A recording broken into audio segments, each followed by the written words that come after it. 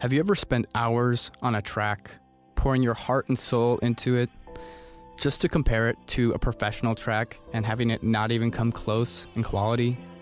Well, trust me, I've been there.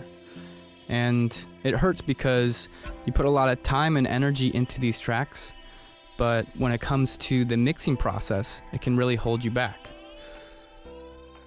It wasn't until I cracked the code and I figured out how to properly A/B my tracks and how to use reference tracks.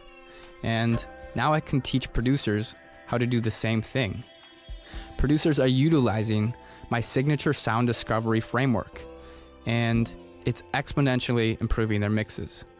If you're ready to transform your music production journey, follow my socials down below and reach out to me, and let's find a solution as to how you can improve your mixes. Hope to see you soon.